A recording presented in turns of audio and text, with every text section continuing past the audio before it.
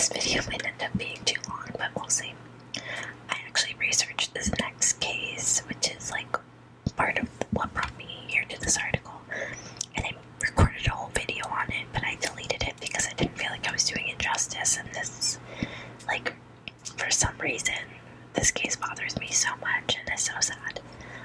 Maybe because I live very close to where this happened, and like, this kid was killed so young. But anyway, let's get into it.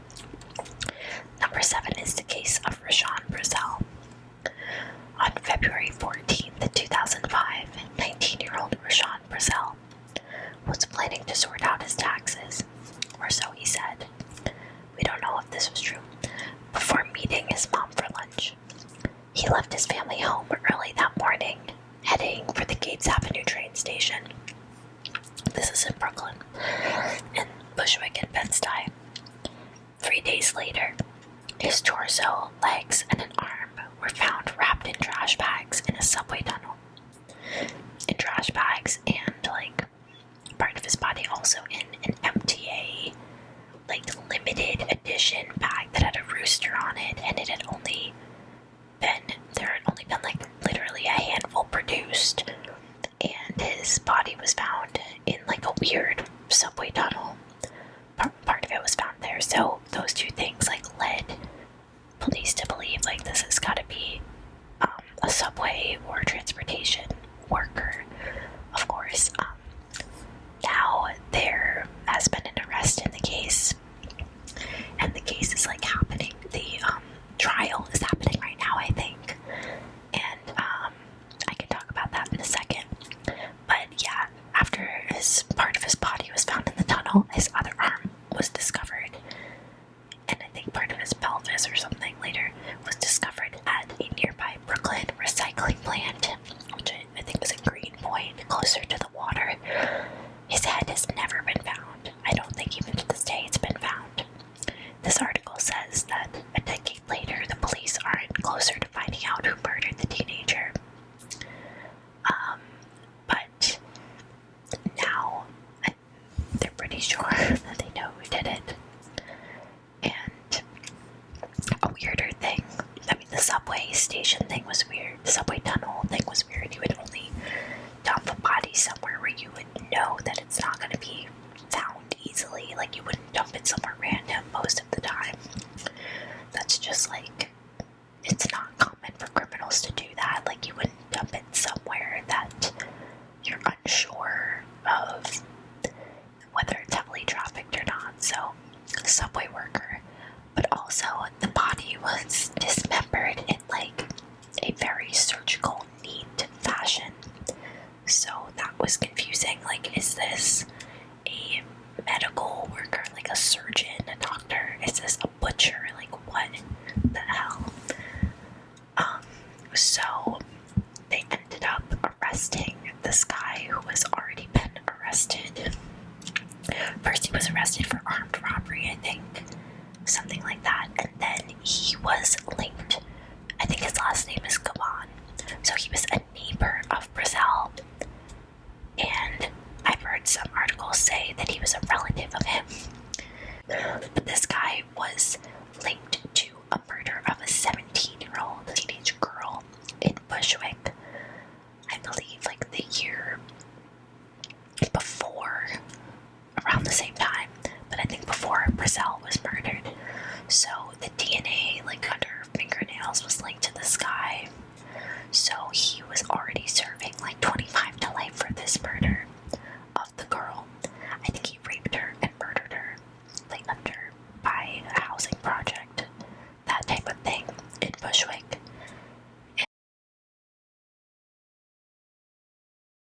And it's just, that was, I mean, sickening and sad. And he'd also been known to like bondage and kind of violent sex, but yeah, then they got him they're charging him with the murder of Brazell. I don't think he has been convicted officially yet, but we will see. Supposedly the bag might have belonged to his ex-wife, the rooster bag. I don't know if Gaban worked for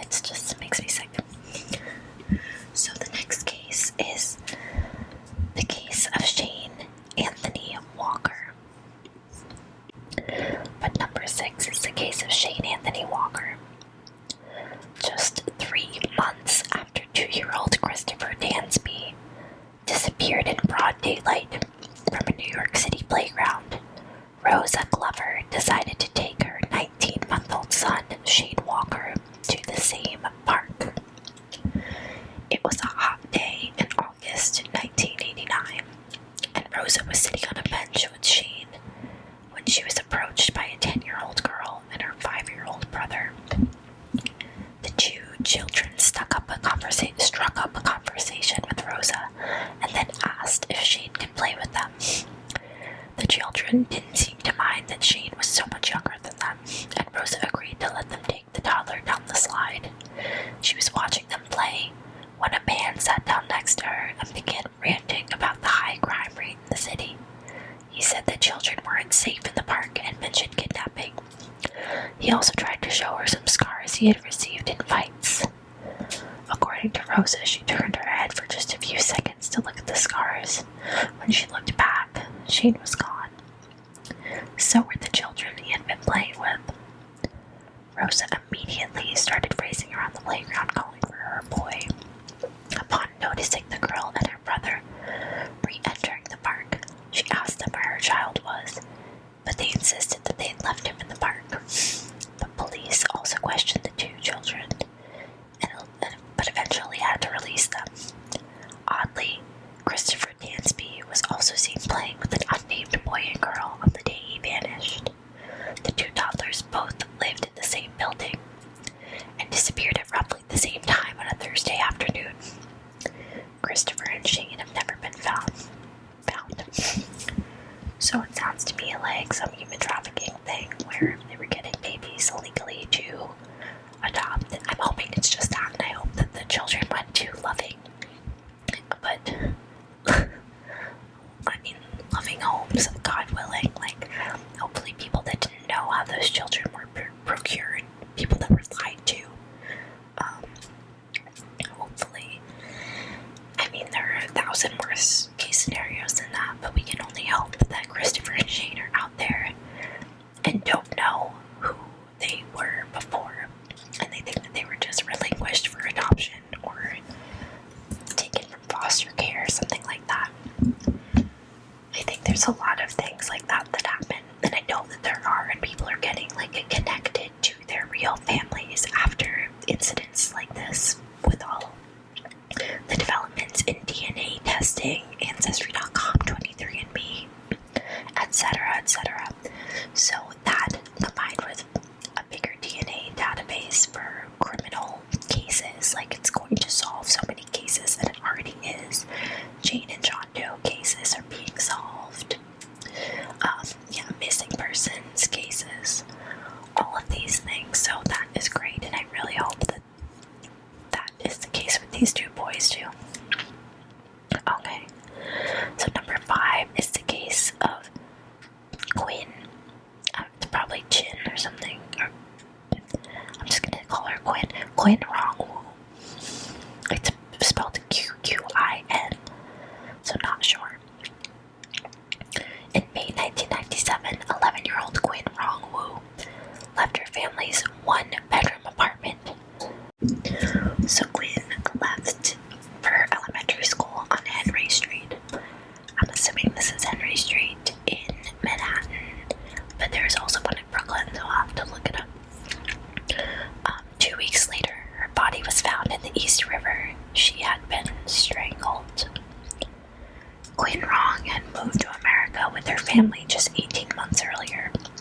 She loved living in the big city and having breakfast at her school with her friends each morning. Living in New York was actually the first time she lived in the same house as her family. In China, she had to live with a cousin because of her gender and the strict policies regarding population control. So I'm assuming that her family had other children, or another child before her, so she was like the second one. So the family would have gotten arrested, or she would have been taken away. I think sometimes if you had a girl, if you wanted to try for a boy, that was accepted under the one-child policy.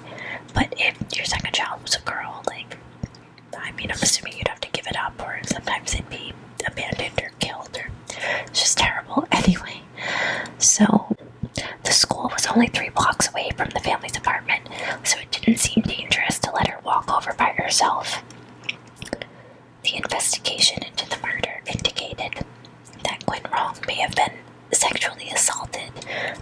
She was strangled and thrown into the river. Her school bag and one of her shoes remain missing.